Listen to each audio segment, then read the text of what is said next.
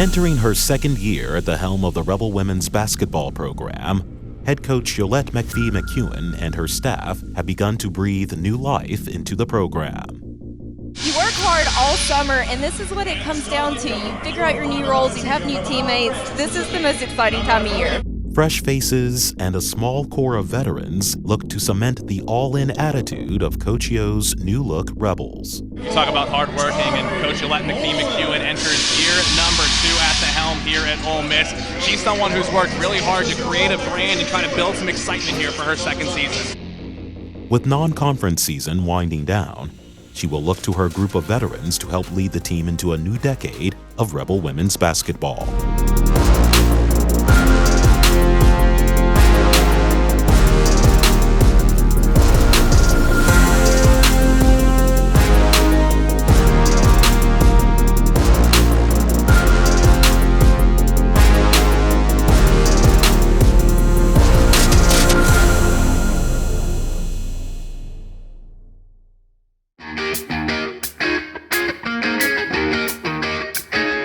Live from Bouray on the historic Oxford Square, this is Reb Talk. Y'all give it up for Coach Yo. Howdy.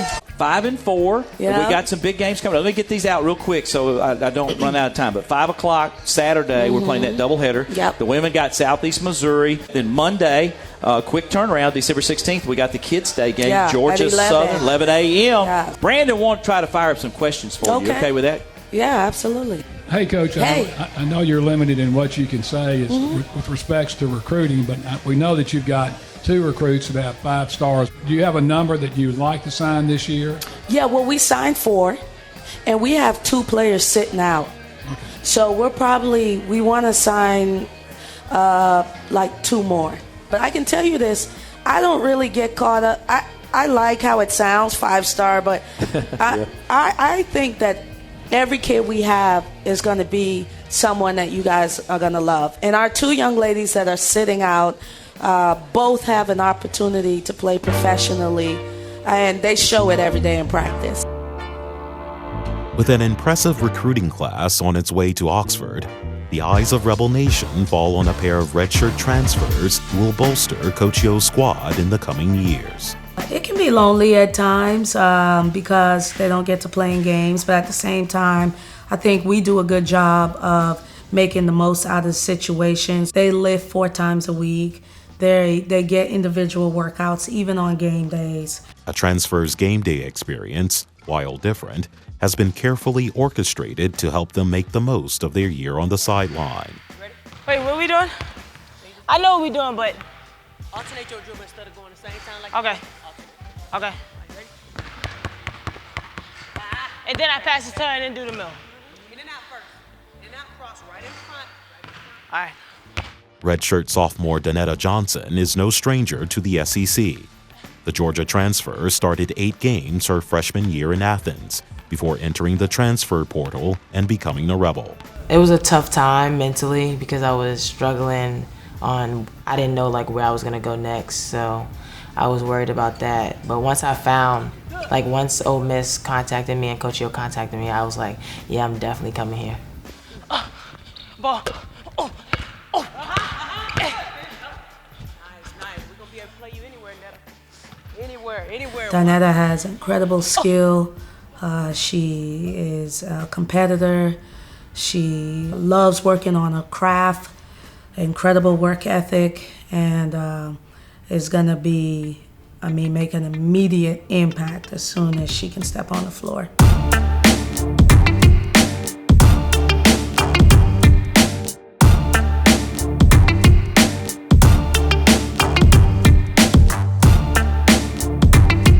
Game days.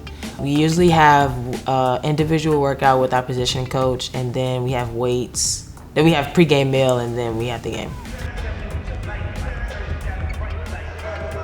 Good shot, Brand. Making up the other half of the redshirt tandem is Andasia Puckett. The junior transfer was an invaluable asset a year ago for Cincinnati.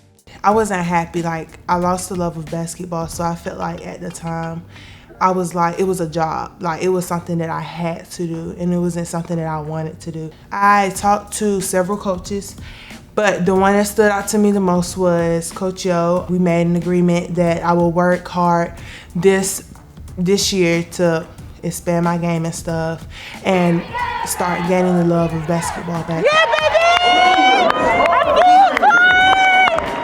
Me and Netta, we're like cheerleaders on the bench. We be hyped. So that's a really good experience. And then we have our strength and conditioning coach, Coach Tim, right beside us. So he pumps us up as well. Keep posting up, E! Keep posting up, E! E!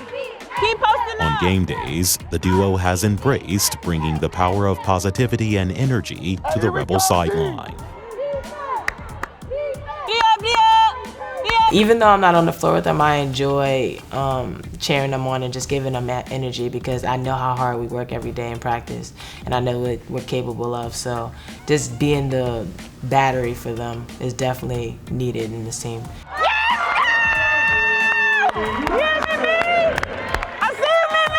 It's all a learning ground for them, and I just think it's going to be at their advantage. Hey, good game, girl. Thank you for coming.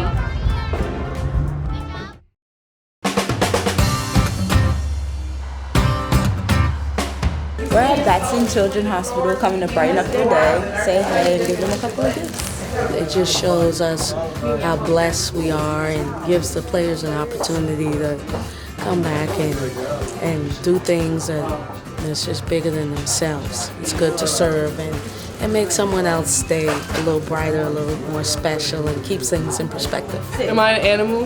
Yes. Am I a penguin? No. Pass it up. Tasty, sweet. Oh, you got it. Extra dribble. That's what you gotta do to them. You gotta get big. Do I live in the water? No. I got home court advantage. That doesn't work. How you do the thing? I have home court advantage. Can I give her a hint? Give her a hint. Jerk. Let's go. Am I a monkey? That don't bother me. That don't bother us, yo. What am I? A beaver. I would have never got that. It looks like a squirrel. There's no shot. Giraffe. Oh, giraffe. Am I a giraffe? Yes, my God. My experience was awesome. I've been in a children's hospital before many times. I've had a lot of surgeries. And just being back here and knowing how I felt back then, you know, and having somebody like us come in and be with the kids is just, it's special to me.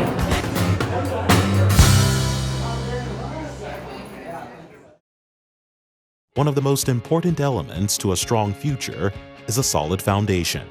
Part of that foundation over the last 5 years has been senior guard Torri Lewis. Well, initially, I really liked the family atmosphere here, and I think as time went on, I think God led me here.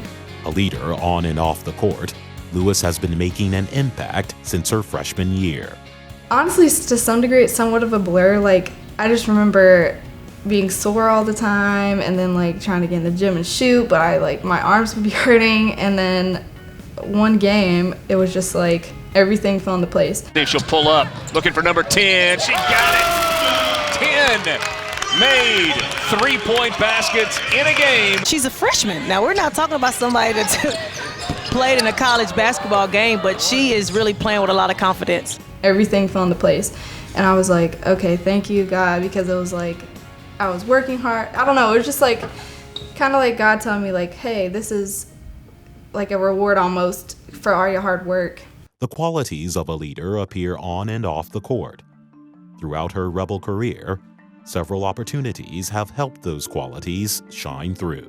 I had gotten hurt in practice. One of my teammates at the time had fallen on my foot. I had never dealt with like a broken bone or anything seriously that would keep me out for quite a bit. That was difficult, and it was hard to like slow down because for me, I was always like on the go, like I gotta get in the gym. So like it kind of took away like a little bit of my peace.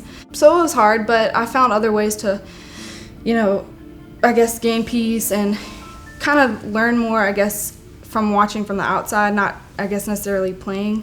Following 2016, Lewis, now a junior, would be presented with another opportunity, only this time it would come off the court. I had gotten pregnant in December, and I didn't stop playing until, I played the rest of that season. So I guess it was early March that we ended. It's not easy balancing school, basketball at a high level, and having a kid. Me being a mom, I have a huge amount of respect and admiration for her. Now that she has a child, I think that plays a major role in how her leadership affects us, because she not only has to be a leader for us, but she transitions to be a leader for her son too. I think while I was pregnant, I was I have to do this, I have to do that. And, when AJ got here, it was everything kind of went out the window, and you just become a mom.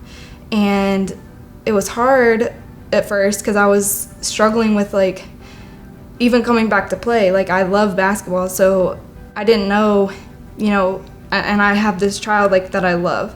So I didn't know how to share that love. Thankfully to my parents, and then kind of going back to coming to the school, it worked out perfectly to where my parents were able to help me, and I'm still able to play basketball. Now in her 5th year, Lewis is using these lessons to help foster the next generation of Rebels. She's always looking out for you. You can call Torri any time of the day, she's there. And I think overall, having AJ has really molded her into this woman that she is. My role this year is to continue to lead by example, but also being more vocal. So in huddles and stuff on the court, I try to say stuff that I usually would never say, or even just talk and say, I need this from y'all, I need that from y'all. And I think building the relationship by in warm-ups, practicing with other players and passing to them, I just think that builds somewhat of a trust between us. She shows her love to us on the court, off the court, even when she's going through things. And people would think I would say a basketball word, but you need love on your team, and I think she brings that, and when she comes around, it's just so welcoming, and everybody gravitates towards that, and I think we kind of change our perspective on things when Torri's around.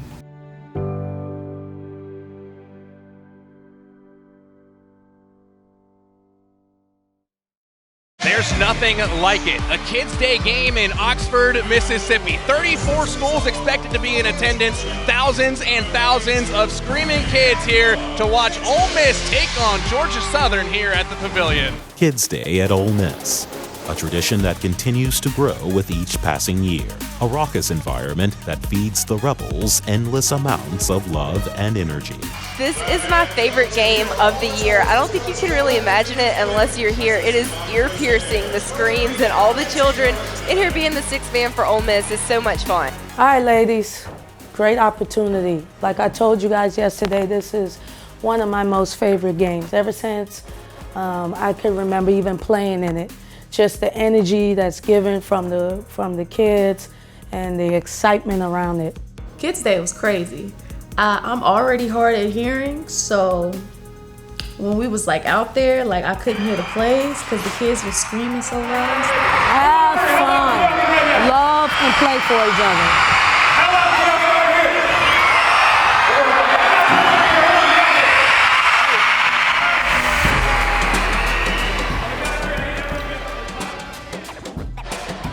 Rebels early on, inside feed finds Diaz, Allen, Banks are open.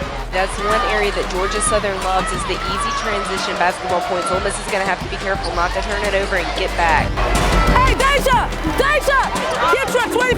Good, right there, good. Hands, good. Don't double team! Get hit, Torri! Good, let's go! Both teams would come out swinging in a tight first-half battle, with each team struggling to establish dominance. Here's Banks down low. Playing tough, she goes up into traffic, makes the shot. Smith, pull-up jumper from 7 feet, hits it. Taylor, it's a ball screen, you gotta get tight. Before the screen gets there, as soon as you hear it, get tight, get over the top. Blue is trailing for 3, got it from the top of the circle. Ladies, if you push it on them, they will jog. So we gotta look for those opportunities. It was loud and fun. It was just enlightening to see how much of an impact that we have on the younger generation. This sharp-shooting senior from right up the road. Coming into the game in front of all the kids, knocking down threes at will.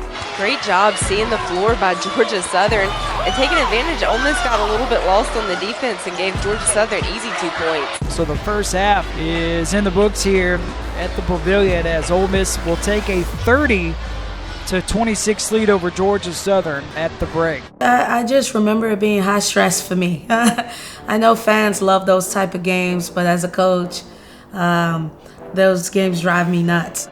Keeping the Rebels in the fight, junior Dominique Banks would make her presence known in the second half.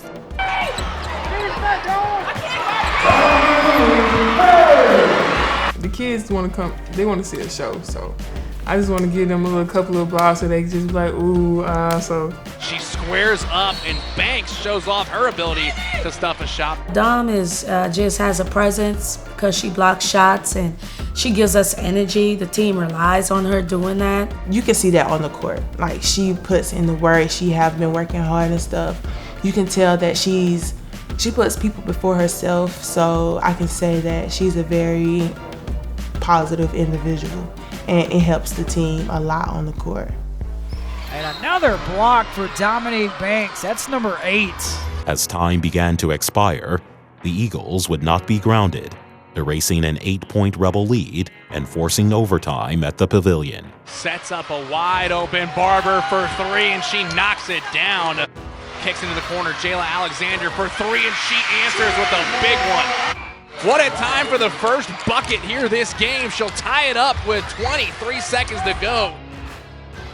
It's a lob to Hamilton at the buzzer. She misses it.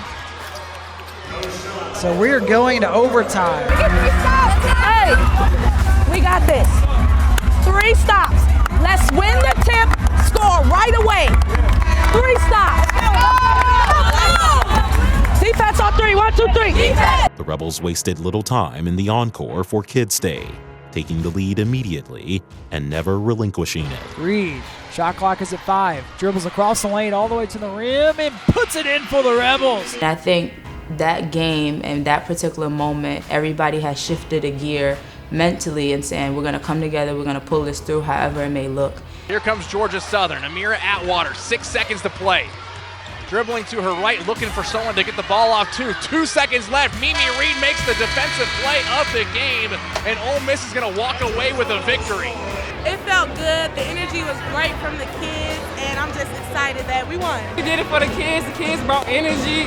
We played together in Block City.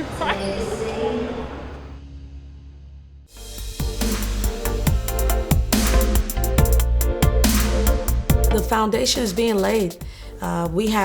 We're killing it in the classroom. We're out in the community.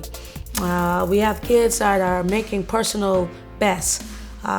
We are learning about ourselves. You know, there's a quote by Buzz Williams that adversity introduces you into who you really are. So we're being introduced and into who we are because this is adverse times. We're being cut, we're being groomed.